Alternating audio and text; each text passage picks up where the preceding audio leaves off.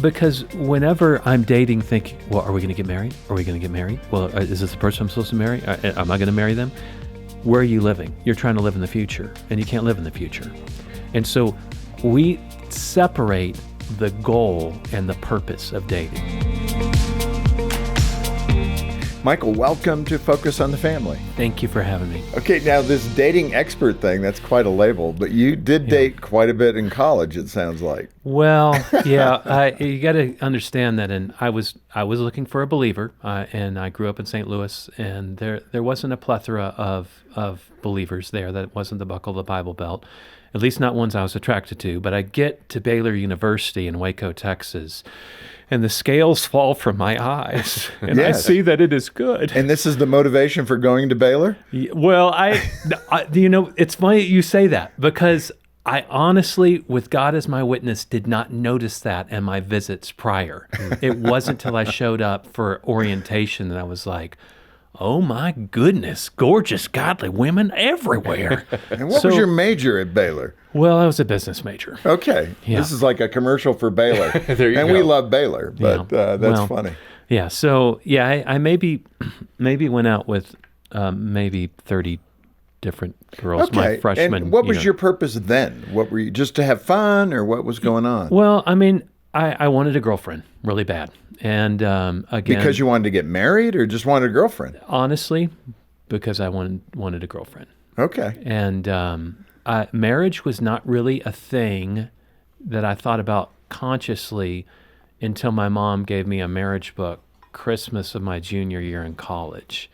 I was like not dating anybody seriously. I was thanks, Mom. I get it. You want grandkids. But I read it anyway.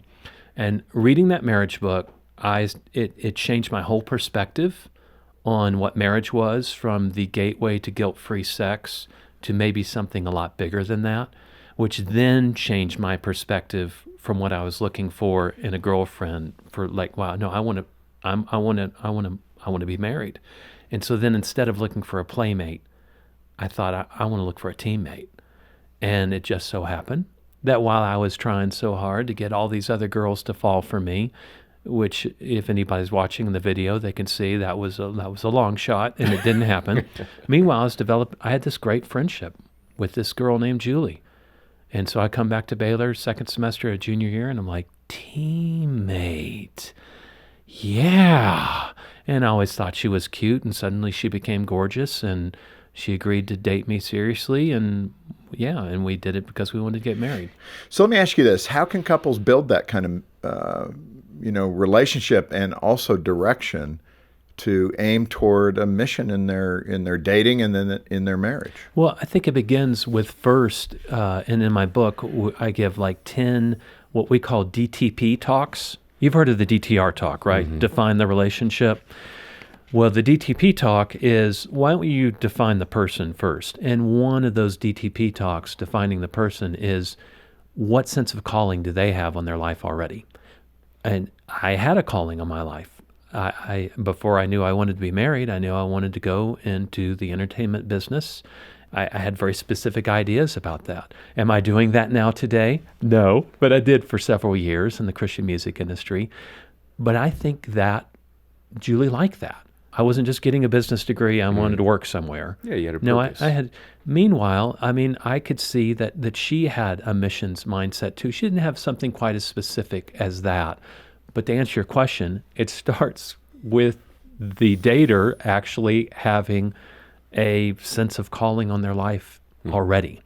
And then as they date and they meet someone and they're like, oh, that, like if I was to date somebody that knew they were called to foreign missions, yeah, that calling doesn't, that doesn't work. Yeah.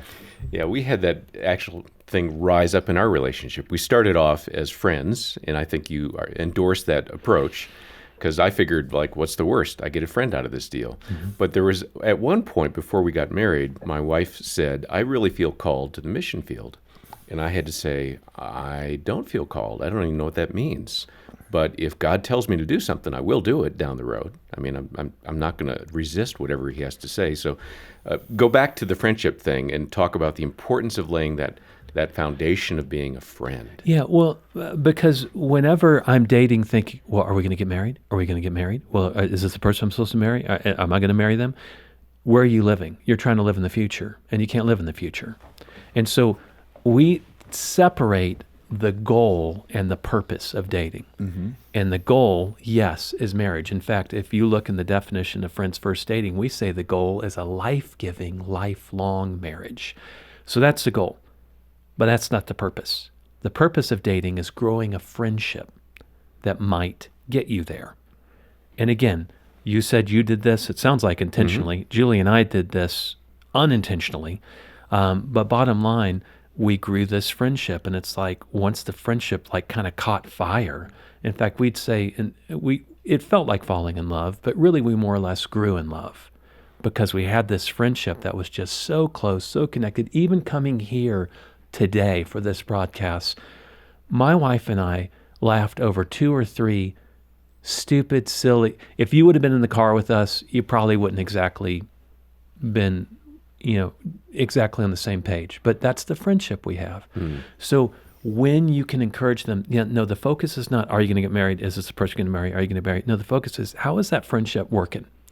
Well, we had a lot of miscommunications again on the last date. That's facts that you need to focus on. Or, man, we had this hard conversation the other day, and I thought about what she said, and I changed my mind. I think she's right. In fact, that's really wise. I see that's facts you want to focus on. You want to, move forward with that. So I go back to my dating years, and there was this big nebulous God's will, and that has some effect here to what you're talking about. Mm-hmm. Because did you pray, Lord, should I ask this person out? Should I ask this person out for marriage? How does the greater God's will understanding affect our dating? Well, I like to think of it like having 3 legs to the stool. By the way, let's back up first and say what most people base knowing God's will on in dating, and that's feelings. I sense, I knew God told me, but I think let's back that up with, yes, seeking Him in prayer, yes, being in His Word, but then also seeking community with believers. Those are the 3 commitments that you really need to have, so that then when I have these feelings for this girl, and when I pray, I sense God like, yeah. In fact, I'll tell you what happened. Junior year, after coming back from reading that book, I was like, God, do you think Julie and I should date seriously? Actually, I felt like God said, if you wanted to date Julie seriously, I'd be pleased with that. And I said, please, because we're going to get married? And I felt like He said, no, I'm just saying, if you wanted to date, take your relationship to the next level, that would be nice. Nice because we're going to get married. I don't feel like He said. I feel like I just had the green light to move forward. But then that third thing that so many people neglect is that community with believers. When it comes to looking at community, the best story that I tell in my book, I lived with the same 3 guys, sophomore, junior, senior year in college. But my freshman year, one of my roommates had dated Julie. Seriously, not just like I was doing, going out with all those girls, but like as a girlfriend. And she broke up with him, and then they went out again as boyfriend, girlfriend, and she broke up with him again. Junior year, I'm not sure how over her he is. I really don't know. It's not a point of conversation I have with this roommate. But I decided that January, after reading that book that my mom gave me and looking at Julie and thinking, hey, I got a teammate. I talked to her about let's date seriously. But then I'm like, how am I going to tell my roommates? How am I going to tell them? Yancey and Pete say great. My college pastors say great. How are my roommates going to affirm this? And lo and behold, one of my roommates comes into the room, not the one that dated her, and he said, hey, have you and Julie ever thought about dating seriously? I was like, Julie who? I felt like Bob Newhart, like I just fumbling all over myself. And he goes, well, Stuart, Greg, and I were talking, and we just felt like you guys get along so well. And Greg just said he'd really hate for his past relationship with Julie to stand in the way of you guys getting together. I mean, gentlemen, I felt the Shekinah glory of the Lord shine down into that room. I never could have imagined that blessing. Yeah. And there it was, all three of my roommates, including the one that dated her in the past, like, you go, guy. And I know when I share that story that is what the reader wants in their day. They want that kind of affirmation, as opposed to just, well, I just saw her across the room, and the Lord told me in ancient Greek that, for every person that believes the Lord told me, and they're happily married today, there's somebody else that believes the Lord told me and they're divorced. And for every one of those, there's someone that believed the Lord told me and they never got married. And for every one of those, there's someone that believed the Lord told me and they never actually spoke to each other. So you have to be careful about the voices you listen to and not let the feelings drive what's going on. Well, let's just consider that maybe there's this other guy that has access to your soul, named the one who shall not be named. And maybe he comes across like an angel of light. And maybe he can make you think that he's the Lord and that he's identified this right person. So just, again, the three legs. Yes, seek God in prayer, pursue community with believers, and know his word. And when those come together, it's beautiful. Yeah, appreciate that. Michael Johnson is our guest today on Focus on the Family with Jim Daly, and we'll encourage you to get a copy of his book, Date Like You Know What You're Doing. We've got copies of that here at the ministry. The link is in the description below. And if you find this content meaningful, hit that subscribe button so we can keep growing and improving together. So you mentioned, Michael, the story of the talents, the servants with the talents. That really applies to what you're talking about right there. Yeah, with that was a matter of, in the book, I talk about how we view God. And what if God winds up being exactly who you think he is?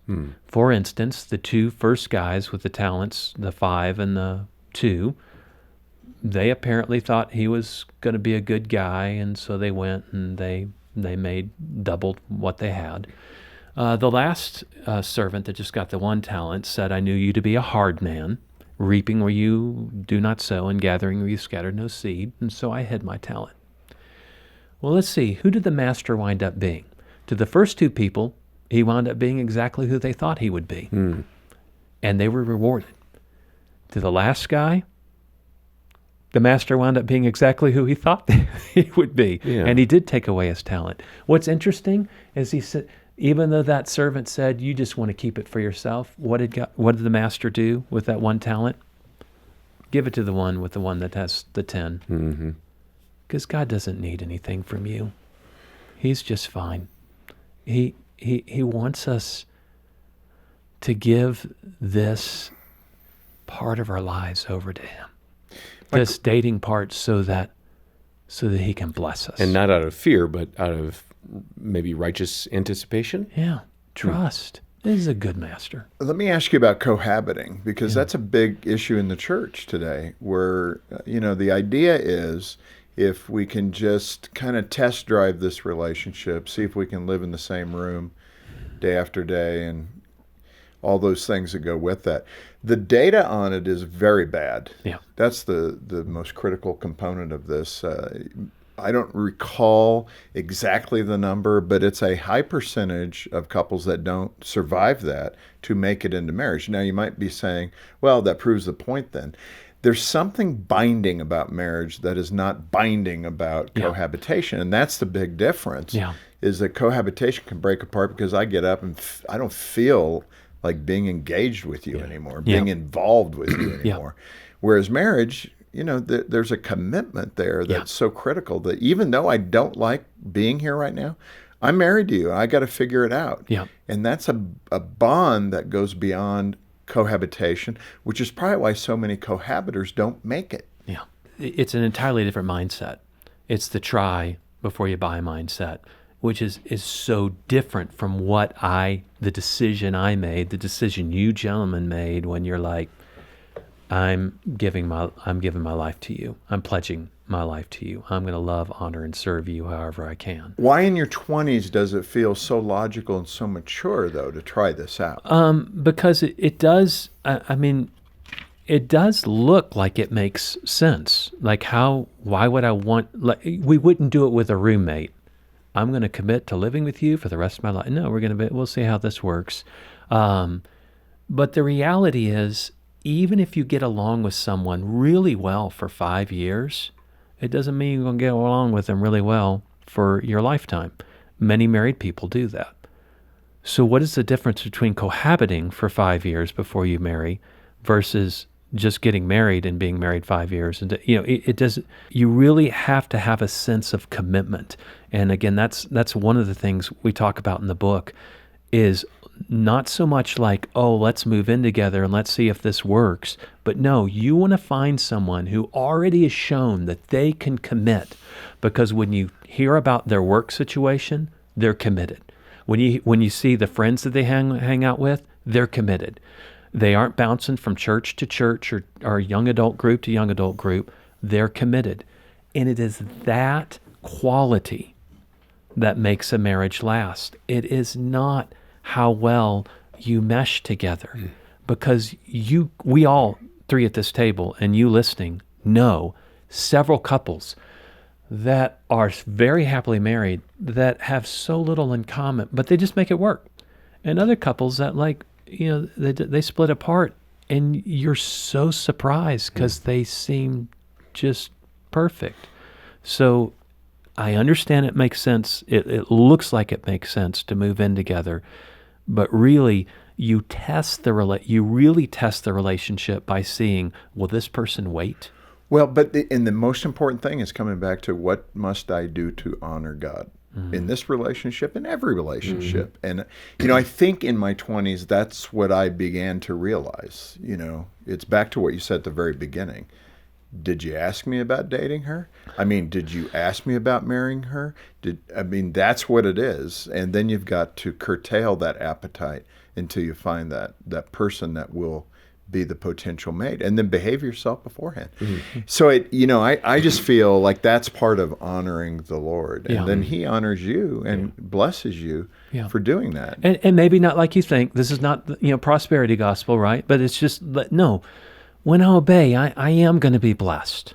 Yeah. Probably not like I thought with $1 million, but there is a blessing. There's a peace. There's a joy.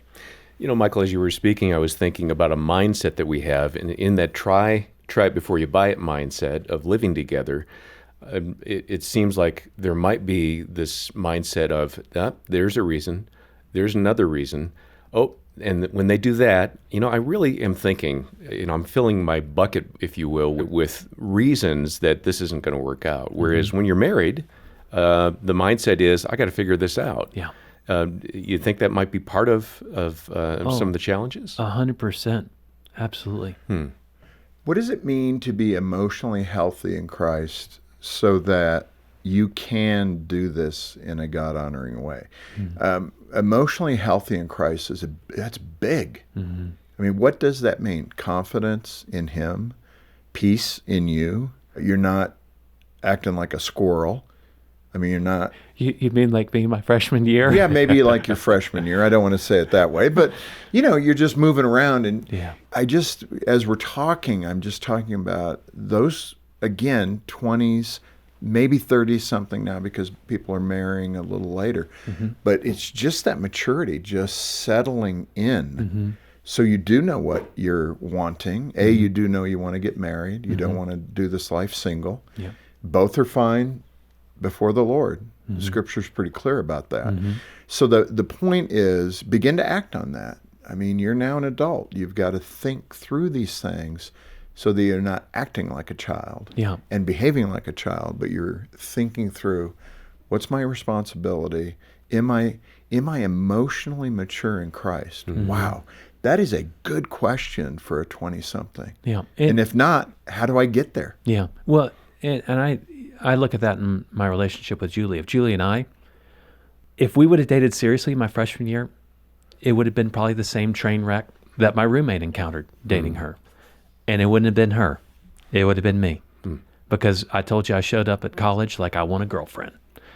But I got these guy friends that really centered me. They loved the Lord. They held me accountable. And it wasn't just holding me accountable, obeying the rules, but like, no, just like we're together working to. So that's a huge part of that maturity that I see so often young adults lacking. And I'll talk about the guys specifically, just because, for obvious reasons, I'm usually talking to the the young adult guys individually, and I'm just like, man, you aren't plugged into a church. You're not really known by anybody. You're sharing these deep, dark secrets with me, and you're telling me your best friends don't know those things. That's emotional maturity, when you have that kind of community that is around you. And it is that community that then made what would have been a terrible decision freshman year, let's date seriously, Julie, to being a really great decision junior year, because I knew even if things don't work out with Julie, Yancey, Pete, Fred, Greg, Stuart, my college pastor, Craig, I'm all right with them. I'm good with them. But also, being disciplined about being with the Lord, being disciplined about spending time with Him, not as an obligation. Well, I mean, maybe as an obligation, just like, John, do you have to be disciplined about spending time with your wife? Jim, do you have to be disciplined, or does it just kind of happen just naturally, especially with your travel schedule? I think that was a trick question. Yeah, I think so. How do you encourage young people to take that first step in the preparation for marriage? What if somebody's hearing this today going, okay, I haven't really been thinking about it. I'm at Baylor. I've dated 30 women my freshman year. I mean, just roll the clock back. Yeah. What would the old you have heard that would have gone, okay, I got to change what I'm doing? So reading books, go to classes.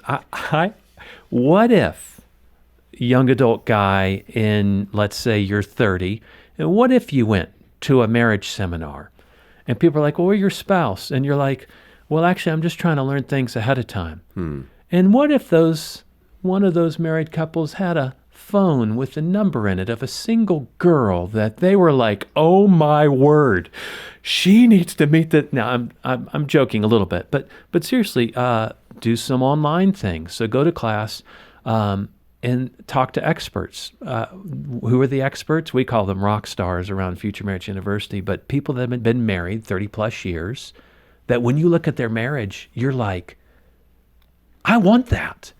I want what they have, and that I want what they have. Well, take them out to coffee. Find out, how did they get together? What mistakes and smart things did they do? And here's the irony, getting the real life experience, usually people think that has to be dating experience. Like, I guess I got to go out with 30 different girls. No, that's like experience getting along with your roommates. That's experience getting along at work. That's experience making sacrifices at your church so this girl can go on this mission trip because you and your small group sent her. That's the kind of experience. No, not experience between the sheets. Experience above the sheets where you will live the vast majority of your married life. But learning in those contexts of how to have healthy relationships. Well, we've covered it, and now you got to get the book because it'll cover more. But Michael, thanks so much for being with us today. Again, thank you. John, we have so many great resources here at Focus on the Family. The way people need to think about this place, it's a treasure trove of help for marriage, pre-marriage, for parents, for guidance on movies and all kinds of things. We have Hope Restored. The list is just so long. If you have an issue in your family, call us and get the ball rolling, and we will help to find a solution for you. We will work tirelessly to do that. And for those listening and watching, as we often do, get a hold of us. If you're in that spot where you want to be emotionally healthy in Christ as you begin or complete that dating process, get in touch with us. If you can make a gift of any amount, one time or a monthly gift is great, and we'll send you Date Like You Know What You're Doing. Get a hold of us, order the book, and we will send it to you, again, as our way of saying thank you for being part of the ministry. Yeah, you'll find a link to donate in the description below, or call 1-800, the letter A, and the word family. And thanks for joining us today for Focus on the Family with Jim Daly. I'm John Fuller, inviting you back next time as we once again help you and your family thrive in Christ.